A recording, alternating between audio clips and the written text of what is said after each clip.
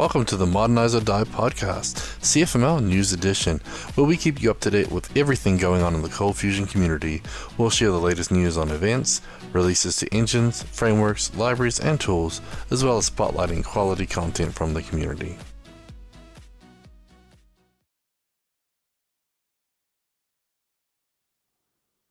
Hello, and welcome to the Modernize or Die podcast, CFML News Edition. My name is Eric Peterson. I'm joined today by Gavin Pickin. How you doing, Gavin? Hey, doing okay. I'm on the other side of the setup today, so it's a little strange. I know. You're running the show. I know. We thought we'd throw a curveball at everybody, Yep, including ourselves. including ourselves. Thanks for joining wherever you are, whether live or listening later. I don't think I even said the date. This is episode 220. It is October 8th, 2024.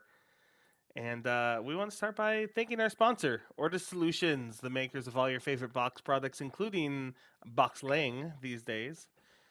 You can say thanks and give back to Ortus Solutions a few ways. My favorite is come to Into the Box 2025 in Washington, D.C. You can buy very discounted blind tickets right now. That's going to be April 30th through May 2nd, again in Washington, D.C. Yeah, we'll tell you a little bit more about that later on, but yeah, great discounts, and we're looking for speakers, so definitely want to check that out. But you can like and subscribe to our videos on YouTube, and if you're like James Mower, who's in the chat and read the description, Eric and Luis host. Obviously, I'm Luis version 2, so backup plan. Sorry, guys. We got you all excited for Luis, but he got busy, he couldn't make it last minute, so I jumped in. But again, like and subscribe to our videos on YouTube. So go hit the bell and everything, get notifications when we go live. Obviously, there's a lot of repos out there on GitHub, and if you style and fork out repos, it helps us, but everybody else in the community too. So there's a little GitHub box dependency tool that will allow you to style and fork all the repo dependencies that you have. So not just Ortus ones, but everybody else. And of course, we hope you subscribe to our podcast on your podcast app. Leave us a review. We always want to see some reviews. And if you guys give us 5-star reviews, we'll try to read them out in the podcast. We have free and paid accounts on CFCast, which is our training tool. So we got lots of great content there. We try to release it regularly. And there is always free and paid content available there. So definitely check that out. And if you want to wear some swag like we have, the Box Life store is up on the Ortus Solutions site, so you can buy some cool shirts. Command Box Servers Up is always a popular sticker, but get it in a shirt too. And of course, we have some books. So we gave away a lot of great books this CF Summit, 102 Cold Box HMVC tips and tricks. We have the hardcover available as well as the soft cover. You can purchase up on Amazon. And we have the Learn Modern CFML in 100 minutes. There's a free version. You can buy a paperback or ebook version if you'd want to as well. But there's an online version as well. So try to get that information out to you in any way we can. But all those little things will help. You know, they move the needle and help thank us for doing what we can. So yeah, thank you, Ortus Solutions. And of course, we want to thank our Patreon supporters who support us directly. This podcast, ForgeBox, open source initiatives. We'll tell you more about them at the end and some of the perks that come along with supporting. Yep, we're up to 59 now, so seems like we just keep on growing. So it's great to see. We appreciate each and every one of you that do that. And the list is too big to read everybody's names like we used to, but we'll still read some of the top Patreon supporters at the end of the show. Okay, so ready for our news and announcements, Eric? I am very ready because I've been wanting this first announcement for years. Well, ever since I saw one of Giancarlo Gomez's talks at I think it was Into the Box. It might have been CF Summit, but we're talking about WebSockets, but not just in Adobe. Yep, and not through an event gateway that always confuses people and no one knows how to run them or configure them, and not having to start up your own Socket.io node server on the side. Like, we're talking about good old CFML WebSockets powered by Command Box. Yep. And the cool thing is, it's not actually a separate server too. It's just basically another listener, which is listening on the request of the Command Box or Boxline mini server, and it just adds to it. So yeah, all we had to do was poke the bear and tell Brad, like, hey, your kid could do their assignment in Node. He's like, what? No, I'm going to do this right now. And so he spent 2 days in a cave and came back with Socketbox, which ties into the Undertow stuff that's available. So yeah, so basically Socketbox is the new library, and it got giving you first class support for sockets in Boxlang, Lucy, and Adobe Cool Fusion. And yeah, it's a WebSocket server slash, basically listener that listens and upgrade any web service requests. So it works on, like we said, Lucy, Adobe, and Boxlang alike, and passes them to an internal WebSocket CFC. So all you have to do is extend the right class, the modules.socketbox.models.websocket core class, and then it gives you all the functionality and everything. So it's pretty slick. We saw Giancarlo at CF Summit. We told him, it's like, oh, we got a new product, so I guess you'll be doing another WebSocket talk at ITB next year. You better submit that. So he's already excited and looking at it and wanting to dive into it. So yeah, I know it's been a lot of people have been wanting this for a long time, so it's good to finally see it out there. Yeah, and I've already had Brad reach out to me asking what, if anything, we need to do to bring CBQ into the mix for the sockets. It's a very common thing you can think of. I want to send this message. I want to listen on these WebSockets and then dispatch jobs, and so we got all sorts of fun stuff coming. Very So cool. Very cool. So yeah, so that was a big announcement right at CF Summit. We were talking about that. So good job, Brad, for getting that out there. And he even had like a little Socketbox chat server out there he was playing with and testing, and looks like it's working pretty well. yeah, I think, is there a link? There's a link on the blog post. I know. I don't know if it's on the Forgebox page, but Brad was hanging out there, and I was teasing him about all the things I could do to his code, like change my name to say it was Brad Wood, and join like 6 times, and so it's definitely not Yeah, a foolproof chat app, but you can have a lot of fun with it. yeah, for sure. And I didn't even see the blog post. Is it in draft mode? I haven't actually seen a blog on it. I will see if I can track it down as we go talk about some other stuff. Okay, well, I'll talk about the next thing and see what Eric can find. But yeah, so there is some, as far as new releases and updates, we have a few. So Testbox 6.0 was released. So it's a major update to the testing framework, introducing key improvements like full support for Boxlang. So with this release, users can write test specs and harnesses directly in Boxlang. Obviously, this is a CFML and Boxlang supported library. So obviously, we're still using the CFML, and we used it at our workshop over at CF Summit as well, a 2-day workshop. So we used that. We even found a couple of bugs and fixed them on the spot. So Bleeding Edge has a couple of fixes in there. So I'm sure we'll see 6.0.1 really soon. But it has, BX web module support for dynamic assertion methods for cleaner writing, and some significant new features for environment helpers, display name annotations, and improved debugging and matcher functions. A couple new matcher functions in there.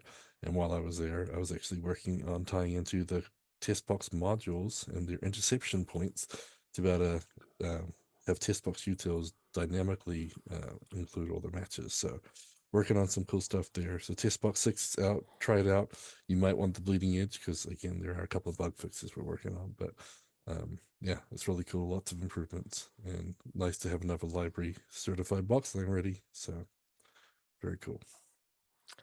And You that found the link? I did. It was actually a link on our community website, so not a blog post. Well, there you So go. So we'll put that in the show notes. We put it in the chat, and there's a link on there to, it's a render.io. Is that what the website is? Render something. yeah, On render. Yeah, render.com. There we go. That will spin up. It might take a few seconds if nobody's been using it for a while, but it will come up. I'll So put it in the chat, and if anybody wants to, I'm spinning it up too. So we'll all talk there. But yeah, you can yep. make your So name anything you want, which is the fun thing. So so anyway, good times. On the test box 6, that was very important. Come later. Actually, I'll just jump there right now. We have a couple other updates, which is QB and Hyper are officially Boxling certified. So that's QB version 10 and Hyper 7.5.3. So testbox was 6 was very important to be able to actually make sure that all of the functionality was there. A lot of fixes in the beta 16 and 17 for those. So if you use either QB or Hyper, you can use it on Boxling now. Yep, we're ramping up. Obviously, we're throwing every module we use, which with Audis, there's a lot of them, through all the boxline testing and support, and we're getting there. So the release cycle is happening all the time. We'll tell you about that in a second. But before we do, if anyone is using Fusion Reactor 12.1, there's 12.1.1 is now out, and you may want to update because apparently there's a defect in the 12.1 that can potentially disable the metric shipper. So just wanted to let you know it's one of those things. If you got 12.1, get 12.1.1, just so you don't have any issues with the metric shipping. But back to Boxlang, we did have again our weekly release cycle is still intact. So we had beta 16 and beta 17 released, and as you mentioned, quite a few things in there for getting testbox, and I'm sure QB and Hyper and all the other modules we're getting certified are Yeah, flowing I through mean, there. Hyper caused us to really flesh out the HTTP component in Boxling. So timeout support, multi-part request, file uploads, all of those were. Um, if you tried them before beta 16, just said, "Hey, we're working on it," and now it all works for you right now. The multi-part was I had never dug into multi-part requests. Like I knew like the header existed, but like, whew, that is interesting. No Yeah. desire to go back to that anytime soon, but it's working. So Hey, I thank you for figuring it out so I don't have to. So I can just use it, which is great. But yeah, so in beta 16, we had 2 new features. We had 9 improvements and 11 bugs fixed. And then in beta 17, we had 1 new feature, which is the socket box, basically. And then 3 improvements and a couple of bugs fixes as well. So a lot of cool. But yeah. And then Scott saying, yeah, you can talk about how you made that work with a multi-part. Yeah, I'm not sure if the trauma's going to let them talk about it anytime soon or not. it was just interesting to see because like it's things that I've seen in HTTP requests but never like dug into. Like you notice when you put the header in for content type, it's multi-part and then it has a boundary, and that boundary has to be some bytes that don't exist in the binaries, so that you can use it to separate the different pieces. And then you have to put it in it's very specific formatting for a form field versus an image versus a different file upload. I think they're called octet streams or something. I'd have to go look. And so, Yeah, that sounds um, right. so yeah, it was just, and then debugging was interesting. There ended up being one extra line break from the like Chat GPT code I found, and of course causing problems later out down the road. So it was a wild ride. So you can check out the diff in command box, not command box, sorry, Boxling for sure, and see there's a couple new classes to help with that. So Very yeah. cool. All right, should Uh, we move on to some webinars and meetups and workshops? Sounds good. We So got we have a couple up on meetup.com. So the Seattle Cold Fusion user group meetup, sounds like they're breaking up their talks into a few different sections. So first of all, they're going to have a recap of CF Summit 2024. So Will Frankhauser and Leon O'Daniel were there. And so they're going to talk about their little recap there and talk a little bit about what's coming in Adobe Cold Fusion 2025 and take away from the sessions, etc. Their talk looks like uh, basically a real life case study where Leon Daniel helped a large clothing manufacturer quickly, easily establish a connection and transfer files to their NetSuite account. I've heard of the NetSuite stuff. It always makes me think of Netscape, and but Netscape, FTP, kind of NetSuite. But yeah, so he talks about using Cold Fusion to transfer files for that, and then they have a Cold Fusion tag / function of the month, and so Will Frankhauser will be showing off his favorite tag or function for the month. So that's kind of a cool one. And so that's going to be Wednesday, October 16th from 5 to 6 p.m. And that is available on Zoom. Once you register, you get the link. But looks like right after, like from 6 to 8 p.m., like they timed it perfectly. The Sacramento Interactive is having something on the same day. Yeah, right. Just right after. These are both Pacific time, so 6 to 8 p.m. The Sacramento Interactive. It's debugging with JavaScript. Um, so not JavaScript related, but ever since Boxlang and being able to use a debugger and all that, like I can't go back. And so, like, if you haven't, like, come see the JavaScript debug tools, which are going to be very similar to the ones you can get in Boxlang as well. So it's just if you are like me and your first thought is I'll throw a right dump in here, like that works, but there's a better way. It's so much faster. I know it's funny because we're just so used to just dumping everything out in the console like we do in CFML, just dump it out or whatever. But debuggers are really cool, and some of the languages use them all the time are different big improvements there. I think my Oh one of my favorite features of a debugger is I put the breakpoint in, and I back in the right dump days, I dump out the value that I want to see, and then I get that value, and I go, wait, that's weird. What are the pieces that made that value? And then I have to add that to the dump and try again. But with the debugger, I just go to the panel and I say, oh, look, I can see the full local scope. I can see the variables. I can see this whole class. And it's just right there. I didn't have to add more dumps and figure out how much information is too much and all that. yeah, and the cool thing is once you've had the breakpoint and you're there, you can step through from that point. Because obviously, if you're dumping in CFML and you have an abort, then you've got to like remove the abort, move the dumps down, and throw another abort, and then redo the process. So you can kind of step through, which is nice. And Scott said that a debugger for async sounds amazing. I'm just not sure how that would work. I guess it can just stop everything while it's running, but yeah, it would be interesting. The, But asynchronous stuff is another level, so we definitely need that. It's hard to follow stuff in the async world for sure. And he did correct me that NetSuite is actually an accounting software, and I knew it wasn't actually Netscape, but yeah, it does yeah, always makes you think of that. yeah. It seems But yeah, a full NetSuite, ERP suite of things from Oracle. So yeah, maybe my trauma with Oracle is keep me away from that. But yeah, done some Oracle way back in the PeopleSoft days at university. It's different for sure. I still get my regular dose of Oracle weirdness whenever I add some new things to QB, and I have to make sure does Oracle do this? Because even their latest versions are they just don't want to do it the same way as everybody else.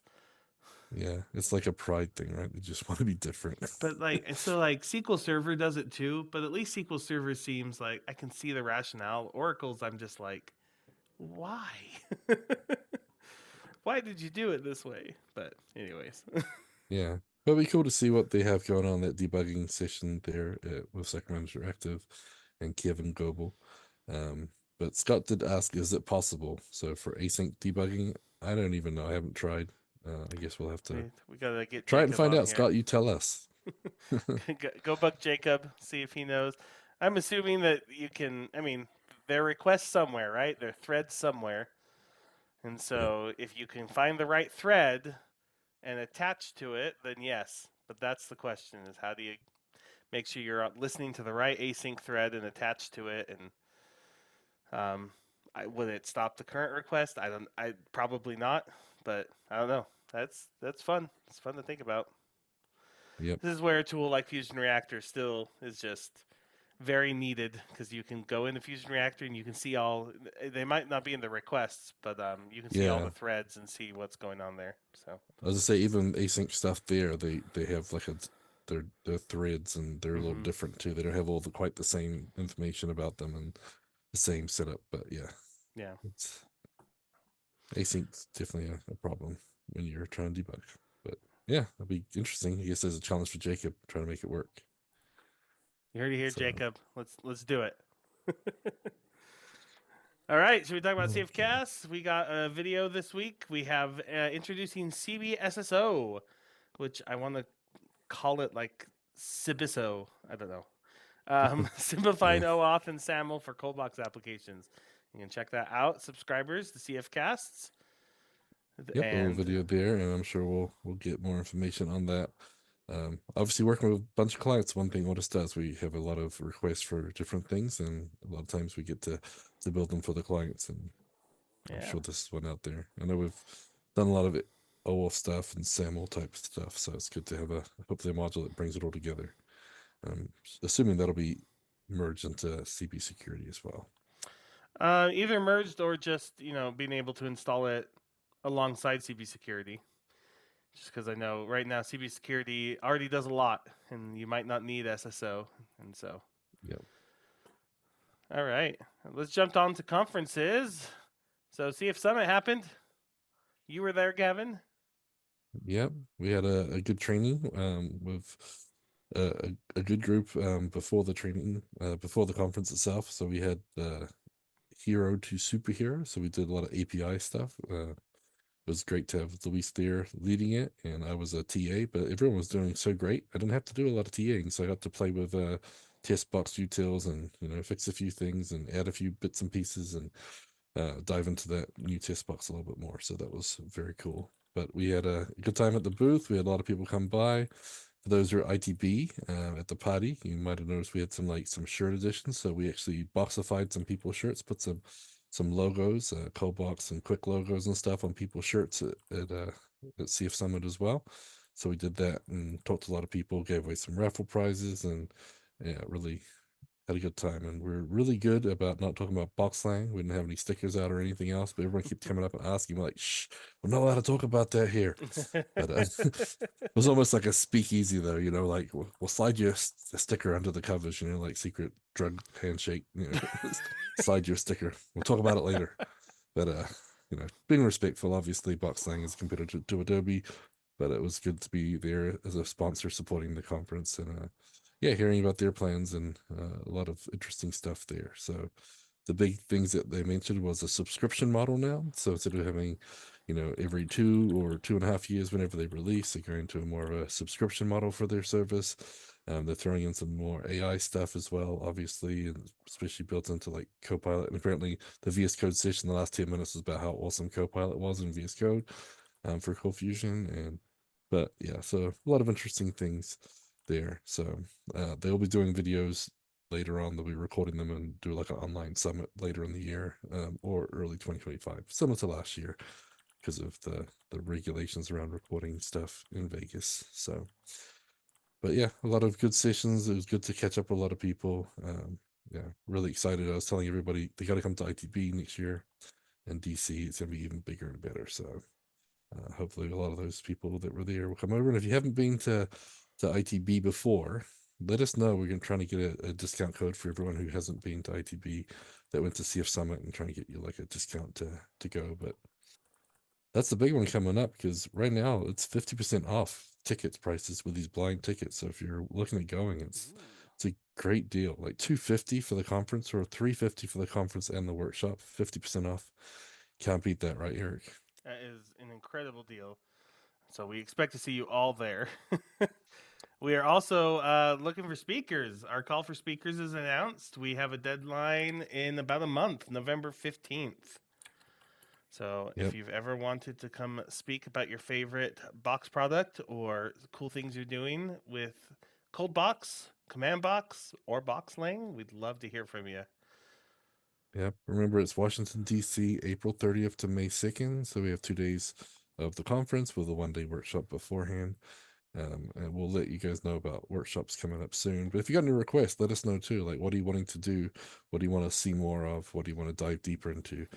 We'll definitely take that into consideration as we announce those workshops. But our goal is to have the schedule and the workshops all announced before the end of the year so people can get their budgets in and everything. But again, before we announce stuff, the ticket prices are like half off. So Yep. And as soon as we do announce stuff, that 50% off will not be available anymore. So exactly. that's the So that's the meaning of blind. yeah, but hopefully see you there. It's great. And then the coolest thing ever is to like once I could relax after the conference over, me and Kurt grabbed a couple of scooters. We were hooning all over DC, checking out the monuments in the middle of the night. It was really nice. It was a lot of fun. So you guys should definitely do that and get some culture at the same time. One of my favorite things to do in DC when you come, you can join me on it. Is waking up very early, headed to the Lincoln Memorial, and watching the sunrise come up over the Washington Monument. You gotta get there about like 5, 4:30, but it's awesome. Yeah, it really is. All right, and then CF Camp on the other side of the pond, we got May 22nd and 23rd. So they've moved their dates up a bit as well. It's and a Yep. new location as well, the Adamus Hotel at Munich Airport. So I haven't looked up this. Is this closer to the actual airport then? I don't know. Let's- It still says airport, but the other one was airport, but but a little not further really. away. I'm not sure. So Let's it's in see. the same ballpark, but yeah. So they've got more information coming out soon. They wanted to get the dates out so people could start planning. Yeah, and then hopefully it'll beat some of the summer travel rush. And I know the ticket prices skyrocket when it gets to June because everyone from America wants to go see Europe. So hopefully it'll be more affordable for those who want to make the trip, as long as it doesn't clash with your graduation stuff for kids in high All schools right. and middle schools and elementary schools or whatever. Seems like they got a million graduations in May, but that's what we moved out for, to try and get ahead of all that ourselves. But yeah, but it's always a great conference. I know you've been there, and Brad and Luis, rave about it, and so it's a different group of CFML developers as well. So it's So great to it support. looks like it is slightly closer to the airport than Freising was. Um, Okay. so I mean, I don't have the exact ones. It's in a little town called. I'm gonna. Everyone can get mad at me. Schwag, Schwaig. So very close to the airport. Freising wasn't very far, but it was a little bit of a drive. So just interesting. Yeah. Okay, I think, and if you still don't have enough conferences, if that doesn't sate your appetite, comps.tech, you can go search for any of these there. Hopefully, our CFML ones and Boxling ones are all up there. Let's see. Yep, I know Daniel Garcia made some tickets to make sure we get them added, so hopefully they're Into the there. box is Or there. There is no CF Camp 2025.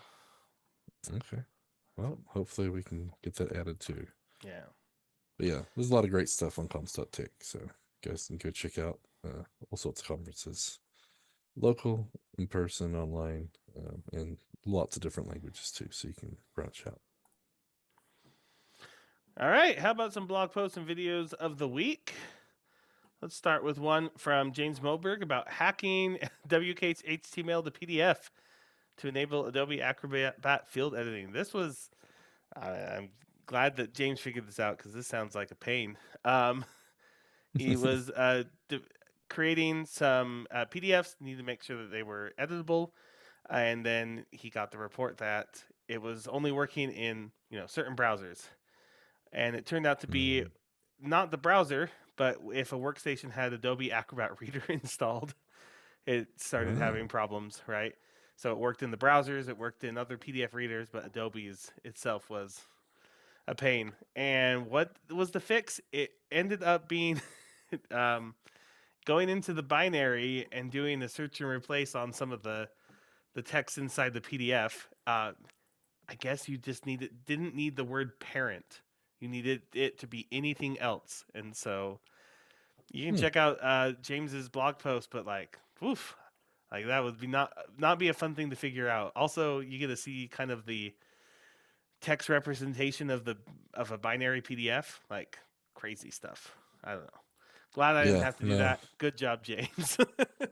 Yeah, and he says he doesn't use Adobe Acrobat, so it was always work for him. So I know you never had to do it before, but you got it figured out. And again, thanks for sharing. I'm sure someone will run to that same issue, and yeah, well, that'll definitely help.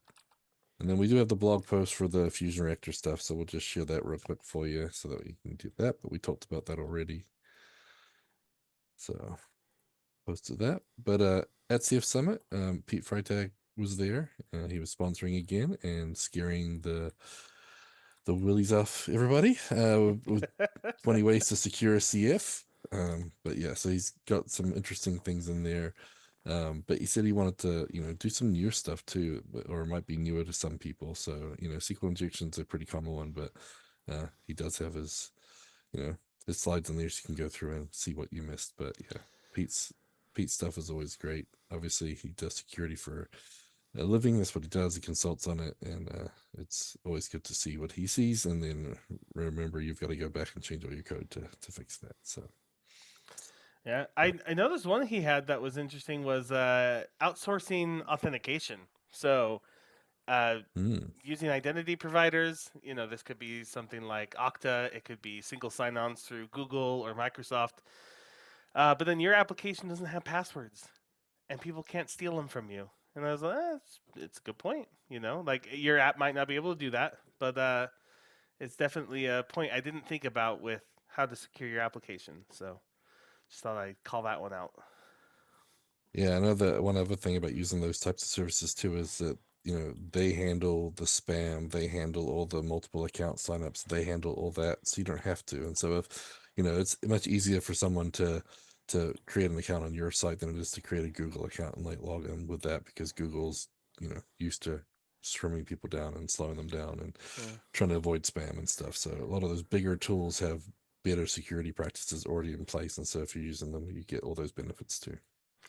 I did So. find it interesting from a user perspective. I don't know about you, Gavin, but when I get a new website and I go to sign up, and there's big buttons for Google, Apple, Facebook, whatever, and then there's a little bit one at the bottom sign up with email. I always choose to sign up with email because I'm like I don't want to be tied to these big companies more than I already am. Yeah, and James What's just your said, yeah, users can't log in if they're being deplatformed or compromised or hacked on one of those other tools and stuff. And yeah, I mean, I know that Microsoft accounts get hacked all the time for their video game credit, all the stuff. And then if they're using Microsoft to log in and someone got their account, now they're stuck because they can't log in anymore because someone's taken over that whole account. Um, yeah, and a lot of times I use email as well because I don't remember which social one I might have used. And if you sign up, you click the wrong button, now you got four different accounts on there. You don't know which one's got all your information. And yeah? with like Expedia, I think I have something where I've got all these accounts and I can't merge them. They don't let you merge stuff. And so I'm just like stuck. It's like, I've so also yeah. had the problem where I've social signed in with one. I still call it social, even though it's not always social networks. And then I come back and I'm like, did I use Google or Apple here? Like, and you're trying to Mm-hmm. think, and Yeah. And um, that's, yeah. yeah. Luckily, I use one password and it tracks those things now, and it'll be like, hey, you used Apple here. I'm like, oh, thank you. Oh, well, see, I don't, Um, yeah. but Didn't know they did that.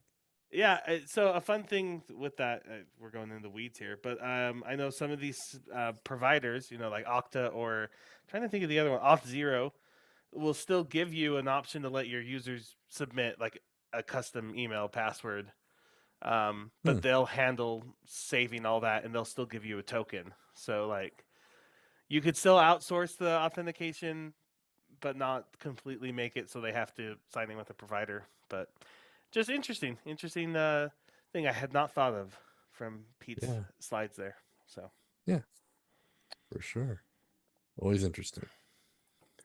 So, as I mentioned, obviously we were at Adobe CF Summit 2024, and so we have a little recap blog, and there's even like a little video. There's a few other pictures that we took, and so they've merged those together, so it looks really popular. But we even had one with Ben Adele. He was there in person, in real life at CF Summit, so we got to say hi to him. It's always cool to see, and a lot of the other favorites. We got a lot of people that we obviously James Merberg. He won a prize. So you got a hardcover book, and Sean Odom was there. There's a lot of the big supporters, and it's great to see everybody out there. So if you want to find out a bit more, see some pictures, see a little video, we've got that recap blog post there too. a little bit of shilling out here for Ortis. We have some fall savings you can unlock. Here's a blog post that will link you to the code and the discounts you can get on things like Boxling licenses, Command Box Pro, support and consulting plans. You can come and get some good discounts through the end of the month for October. So check that out and save some money. Come work with us. Yeah, and then we also have an Otis September newsletter. So obviously, lots going on for us. We got a couple of blog posts in there. So the little September recap, if you want to go check that out, you can see that here. And yeah, it just goes over blog posts and releases and other things. So just a good little recap for you. Okay, We already did and mention test box release, obviously, so we won't go too much more detail into that one. But another one from James. Yeah, this one is a heat color function based on the jQuery library. So this is the idea here is to the higher the number, the hotter the color, right? Green to red. So it's just a nice little UDF we'll include here that will output a table for you with this, or sorry, not output the table, but you can use in the table to give a color based on the number. Should throw Yep. that up on ForgeBox, James. All right. Okay.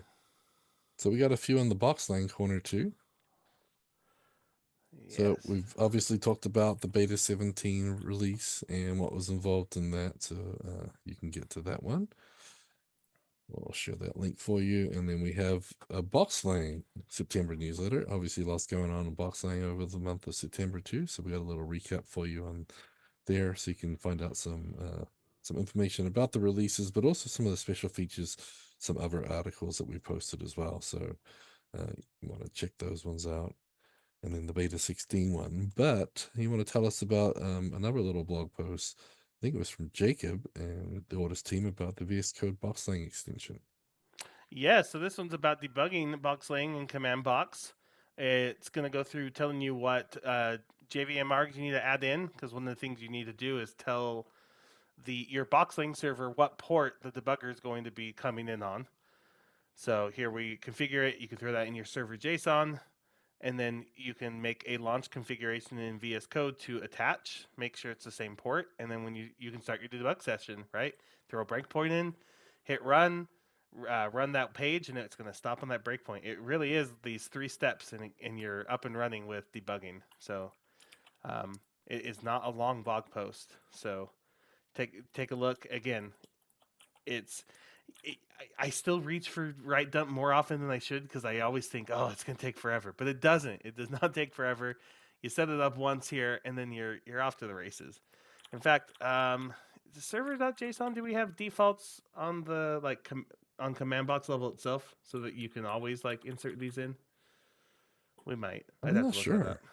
Yeah, So just the it's a good idea idea that if we don't. if you're the port's the problem, right? You have to know which port you're listening to, but like it really it is not a lot of work, and it's so much faster to find the problems in your code. So Yeah, no, I need to do that more. I'm not in the habit yet. It's yeah.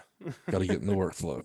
So And I mean, and to be fair, it's also hard when if you're not working in Boxling yet, you're not really getting to use these things, but all the more reason to see what work, install the compat module, see how far you get right there. Like let us know if you run into any problems, because we are wanting to make that as seamless a transition as possible. yep, we're definitely dog fooding. So okay, what do we got Over in next? Find the Jobs, we don't have too much this week. I don't think there were any new jobs listed this week. But on getcfmljobs.com, you can find 17 Cold Fusion positions from 17 companies, 12 locations, and 5 countries. Yeah, so they reset the numbers just about 6 weeks ago. So still some positions out there, just no fresh ones. But There's also a jobs channel on the CFML Slack and the Box Team Slack. You could post on the Ortus community website. Or if you're interested in sponsoring, having a sponsored job opening, you can reach out to us here, and we can work on talking with you on that. yeah, good idea. All right, let's do our ForgeBox module of the week. We've already talked about it. This one is SocketBox. So again, Yep. So WebSockets in all of your favorite CF engines and Boxlang. yeah, it's really is a big update. Brad got in and leveraged the parts. I guess it's an undertow, right? So the working pieces and just adding the extra listener into it. But yeah, it's definitely a big step up for CFML, as we don't have to go to socket.io, don't have to run an extra node server. So Brad can sleep a little easier at night now. Yeah. It's funny how much he hates Node. It is pretty funny. But All yeah, right. so we got the community link, which we shared before, but I'll just share that again real quick here. So if you want to find out more, Brad's got this little write up in there, and I'm sure we'll get a blog post out soon about that as well. And yeah, go try it out on Forgebox. Okay, and finally, our VS Code hint, tip, and trick of the week is a little cute, fun one called VS Code Pets.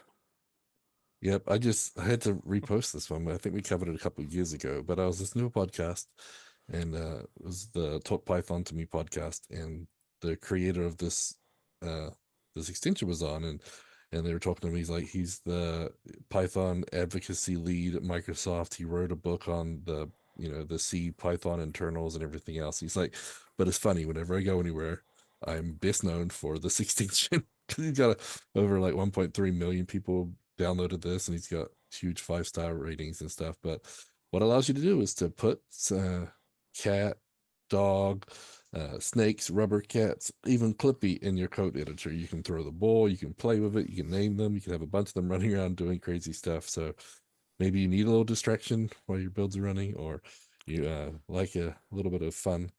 Um, yeah, basically, to your editors.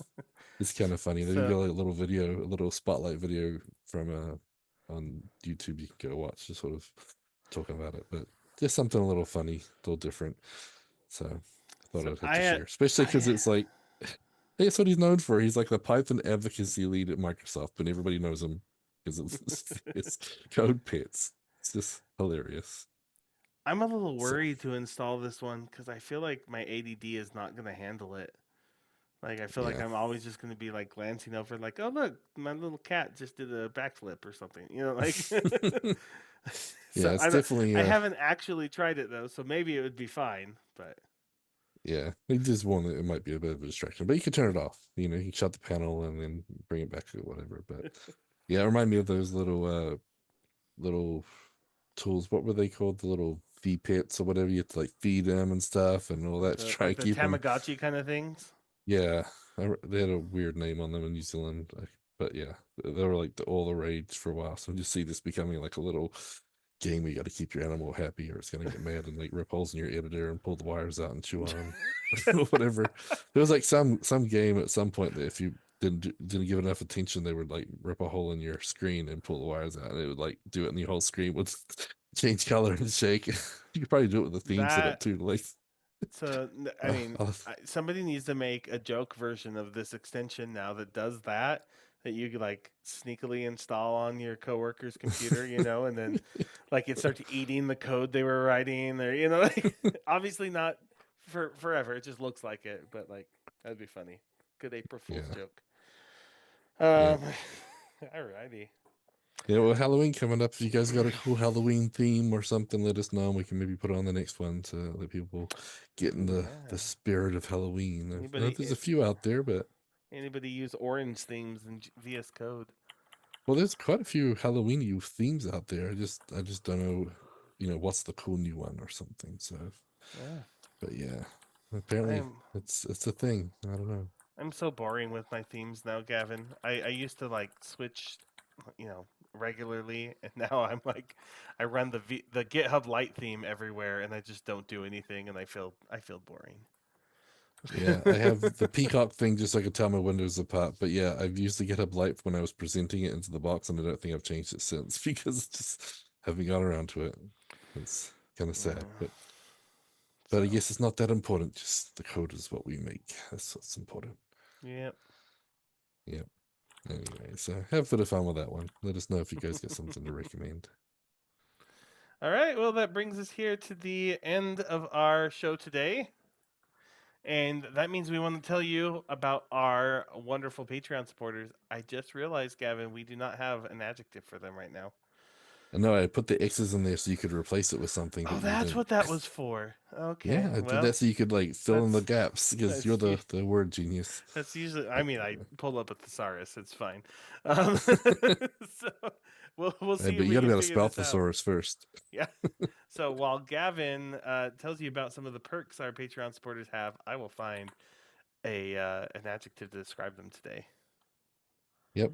So, as Eric mentioned, on patreon.com/autosolutions, we got a lot of packages and we give you some perks for being a Patreon too. So if you have a bronze package or up, you get that Forgebox Pro account, the CFCast subscription. You can also get a cool profile badge on the community website, no matter what level you're at. You also have a private forum on the community website and a private channel in the Box Team Slack as well. So sometimes we'll reach out and ask you guys a few things, try and get your feedback before we ask the masses. And if you guys have questions, you can obviously ask them there too. But we also have annual membership. So if you guys are looking to purchase, pay for the year, get a discount there as well, which is pretty cool. But again, your contributions fund our cloud infrastructure that the community relies upon for ForgeBox and our package management with CommandBox, and obviously all the tools we've built out there, including Boxlang, which is a big initiative for us. But we have our Patreon keyword of the week. We do. So, in honor of October and Halloween and spookiness, these are our supernatural Patreon supporters. Wow. Very So, cool. These are our top, I should say, supernatural Patreon supporters. So, thank you so much to John Wilson with Synaptrix, Tomorrow's Guides, Jordan Clark, Gary Knight, Giancarlo Gomez, David Bellinger, Dan Card, James Moberg, and Jeffrey McGee with Sunstar Media, Dean Maunder, Kevin Wright, Doug Kane, Nolan Irk, and Abdul Raheen. Thank you so much to all of you and the rest of our 59 Patreon supporters. We are very grateful to all of you for your support. Yep. Very, very, very much so. And it's great to see you guys out at the conferences. And again, don't forget to sign up for ITB. We're wanting to have as many as we can, make that a big success for next year. But everyone enjoy their week, and we'll catch you back in a couple of weeks right before Halloween. All right. See you then. Bye, everybody.